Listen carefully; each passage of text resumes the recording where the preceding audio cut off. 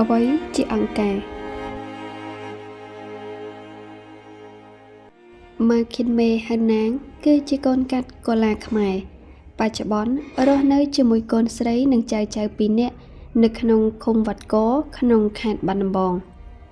នាងជាកូនតូលក្នុងគ្រួសារអ្នកមានមួយដែលមានឪពុកឈ្មោះថុនទីនជាជនជាតិកូឡានិងម្ដាយឈ្មោះឡៃជាជនជាតិខ្មែរឪពុករបស់នាងជាអ្នកច្នៃត្បូងនៅបបៃលិនចំណែកម្ដាយគឺជាអ្នកចម្ការនាងបានក្លាយជាកូនកំព្រាម្ដាយតាំងពីអាយុ7ឆ្នាំម្លេះក្រោយពេលម្ដាយស្លាប់ឪពុករបស់នាងបានរៀបការប្រពន្ធម្នាក់ទៀតហើយមានកូន3នាក់ប៉ុន្តែជាអកុសលកូនទាំង3និងប្រពន្ធក្រោយបានស្លាប់អស់ទៀតនៅអាយុ19ឆ្នាំឪពុករបស់នាងបានរៀបការនាងទៅឲ្យបរិសម្នាក់ឈ្មោះអ៊ុងពុនជាជនជាតិកូឡានិងជាអ្នករកស៊ីត្បូងដែលមានទីលំនៅនៅបបៃលិនដែរក្រោយពេលរៀបការរួចនាងបានទៅរស់នៅបបៃលិនជាមួយប្តីប្រកបមុខរបរទិញត្បូងនិងធ្វើចម្ការដាំសាវម៉ាវនិងធូរ៉េនចំនួន13ហិកតាដែលជាដីគេរបស់ឪពុកម្ដាយក្មេកនាងនិងស្វាមីមានកូន6នាក់កូនប្រុសច្បងម្នាក់ស្លាប់ដោយសារត្រូវគ្រាប់នៅក្នុងរបបលន់នល់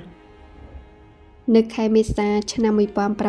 1975ពេលដែលខ្មែរក្រហមវាយដណ្ដើមក្រុងប៉ៃលិនប្រជាជនកូឡាទាំងអស់ដែលរស់នៅក្នុងភូមិបតាំងស៊ូភូមិថាំងម៉ៃបដិននីវនិងភូមិអូតាពុកត្រូវបានជម្លៀសចេញបងប្អូនខាងម្ដាយរបស់នាងបាននាំគ្នាភៀសខ្លួនទៅទីរួមខេត្តបាត់ដំបង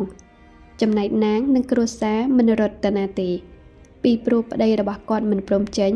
ដែលគិតថានឹងសុំខ្មែរក្រហមនៅទីនោះខ្មែរក្រហមបានបាក់ឡានប្រកាសក្តាំងថាឲ្យចេញអស់ត្រឹមព្រឹកថ្ងៃស្អែកនាងនិងគ្រួសារធ្វើដំណើរទៅដល់ក្បាលស្ពានខេត្តបាត់ដំបងហើយត្រូវខ្មែរក្រហមគេត្រឡប់ក្រោយវិញ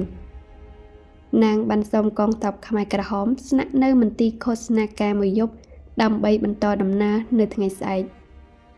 នាងនិយាយទាំងអស់សំណាយថាខ្ញុំឆោតណាស់ពេទ្យឆ្មបនៅមុខផ្ទះរបស់ខ្ញុំប្រាប់ថាចាយខ្ញុំទៅហើយ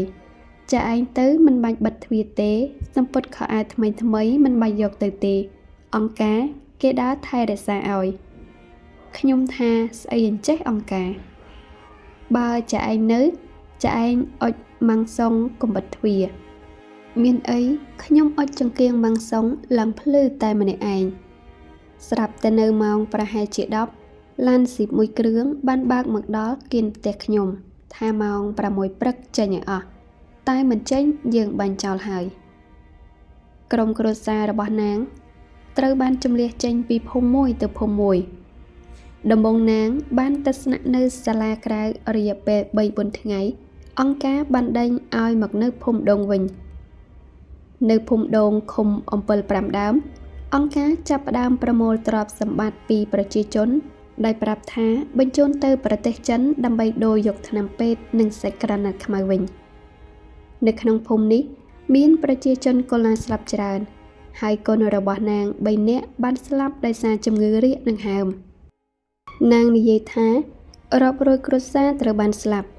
ខ្ញុំទៅនៅនឹងស្លាប់អស់កូន3ឪពុក1ប្តី1អស់5នាក់នៅអំពិល5ដើម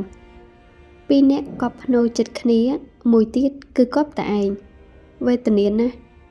កូឡាស្លាប់ច្រើនណាស់នៅពេលនោះនិយាយពីឈឺងាប់មហាសែនងាប់មិនមែនតែកូនខ្ញុំទេអស់ពីកប់ឆ្ងាយយូរទៅឆ្ងាយអត់បានកប់តែគៀននេះឯងក្រៅពីស្លាប់ដោយសារជំងឺជនជាតិកូឡាមួយចំនួនធំបានស្លាប់ដោយសារជន់មីននិងត្រូវកងទ័ពខ្មែរក្រហមបាញ់សម្លាប់នៅពេលរត់គេចទៅប្រទេសសៀមប្អូនថ្លៃរបស់នាងឈ្មោះអ៊ុងញូនមួយគ្រួសារត្រូវខ្មែរក្រហមបាញ់សម្លាប់ចោលទាំងអស់សពថ្ងៃសល់កូនស្រីម្នាក់រស់នៅក្នុងប្រទេសសៀមនាងស្នាក់នៅក្នុងភូមិដងរយៈពេលជាង1ខែទើបអង្គការចាប់ផ្ដើមបំបែកប្រជាជនកូឡាជាក្រុមតូចហើយបែងចែកឲ្យទៅរស់នៅតាមភូមិផ្សេងទៀតនាងត្រូវអង្គការបញ្ជូនមកនៅភូមិដំណាក់ដង្កោដែលជាកន្លែងពិបាករស់នៅបំផុតក្នុងអំឡុងពេល3ឆ្នាំ8ខែនិង20ថ្ងៃនាងត្រូវអង្គការបញ្ជូនឲ្យទៅធ្វើស្រែនិងបោចស្មៅនិងច្របាច់ដី នាងទទួលរបស់បបរតែ3វែកប៉ុណ្ណោះក្នុងមួយពេលជួនកាលបបរនោះលាយជាមួយផ្ទីទៀតភាគតិចណាស់ដែលនាងបានហូបបបរលាយពោតក្រោយសម្រាប់ពីការងារនាងត្រូវដើរបេះស្លឹកសង្កែទៅលីងនិងយកសម្បកដំឡូងឈើស្ងោរហូបដើម្បីសម្រានការស្រេកឃ្លានឪពុកនិងប្តីរបស់នាងកើតជំងឺរាគនិងហើមហើយត្រូវអង្គការបញ្ជូនអ្នកទាំងពីរទៅសម្រាកនៅមន្ទីរពេទ្យដំណាក់សាលាក្រោយមកអ្នកទាំងពីរបានស្លាប់ជាបន្តបន្ទាប់ដោយនាងមិនបានជួបមុខអ្នកទាំងពីរជាចុងក្រោយផងនាងរំលឹកថាប្តីរបស់ខ្ញុំស្គមដោយរូបអសុខគាត់ថាឲ្យអញចេញទៅអញទៅផឹកទឹកបាយក៏អញរកដែរ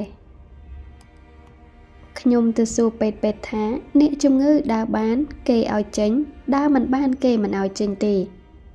ខ្ញុំទៅរករទេះអ្នកភូមិមេកងមេក្រុមខ្ញុំអត់មាន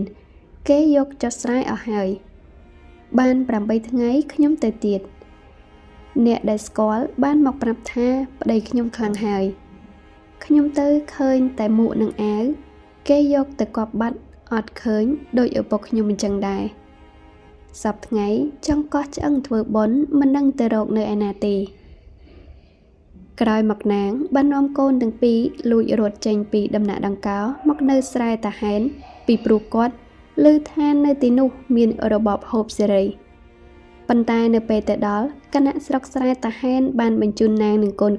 មកដំណាក់ដង្កោវិញប្រជាជនមូលដ្ឋានស្រែតាហែននាំគ្នាអាណិតអាសូរនាងហើយបានសុំកូនរបស់នាងទៅចិញ្ចឹមព្រោះដឹងថាពេលត្រឡប់ទៅភូមិវិញប្រកាសជាគណៈស្រុកមិនទុកជីវិតទេទៅវិញនាងមិនបានទទួលទណ្ឌកម្មទេគាត់ថែមទាំងត្រូវបានអនុញ្ញាតឲ្យរស់នៅភូមិដដែលទៀតផងអ្នកភូមិប្រមាណ60គ្រួសារឃើញដូច្នេះបាននាំគ្នារត់ចេញពីភូមិដែរប៉ុន្តែគ្មានសំណាងដោយនាងទេអ្នកទាំងនោះត្រូវអង្គការដឹកតាមកាណូតហើយឲ្យរស់នៅវាលស្រែដែលគ្មានអ្វីហូបតតែសោះមិនដឹងថាស្លាប់ឬរស់ផងនាងបានឲ្យដឹងថាខ្មែរក្រហមមិនធ្វើបាបកូឡាទេព្រោះកូឡាជាមនុស្សទៀងត្រង់មិនដែលហ៊ានប្រឆាំងជាមួយអង្គការឡើយអង្គការឲ្យធ្វើអ្វីគឺធ្វើនឹងហើយឈឺស្លាប់ច្រើនដោយសារអត់អីហូបពីព្រោះមិនចេះរកនាងត្រូវប្រពន្ធរបស់ប្រធានភូមិឈ្មោះយាយច័ន្ទហាមមិនឲ្យនាងនាំកូននិយាយភាសាកូឡាព្រោះខ្លាចឆ្លូបដើរយប់ស្ដាប់ឮដូច្នេះនាងត្រូវបង្ខំចិត្តនិយាយភាសាខ្មែរជាមួយកូនទាំងកូនមិនចេះនិយាយភាសាខ្មែរមួយម៉ាត់សោះនាងបានមានប្រសាសន៍ថាអត់មានឡាវមានសៀមមានចិនមានយួនអីទេអ៊ំខ្ញុំប្រពន្ធគាត់វៀតណាមអត់ចេះខ្មែរបន្តិចសោះចេះតែកូឡាគាត់និយាយទៅបៃឡាំរួចពូអាពោតវាដើរតាមដានហើយកូនគាត់ចេះកូឡាដូចខ្ញុំអញ្ចឹងវាប្រាប់ថាម៉ែវាកូឡាហើយអ្នកចិត្តខាងថាគាត់នឹងកូឡាមែនបើយួនយកទៅໄວចោលបាត់ហើយនាងបានបន្តថាសប្តាហ៍ថ្ងៃនេះកូនរបស់គាត់ចេះនិយាយភាសាកូឡាបានបន្តិចបន្តួចប៉ុណ្ណោះប៉ុន្តែបើចៅវិញចេះស្ដាប់និងអាចនិយាយភាសាកូឡាឆ្លើយឆ្លងជាមួយគាត់បានល្អប្រហែលជាចុងឆ្នាំ1977នាងត្រូវអង្គការបញ្ជូនឲ្យទៅរស់នៅបាឡាំងនៅទីនោះនាងមិនសូវលំបាកដូចនៅដំណាក់ដង្កោទេអង្គការបានបែងចែកការងារឲ្យធ្វើដោយប្រជាជនមូលដ្ឋានដែរនាងរស់នៅភូមិបាឡាំងនេះរហូតដល់ថ្ងៃកងទ័ពវៀតណាមចូលមកដល់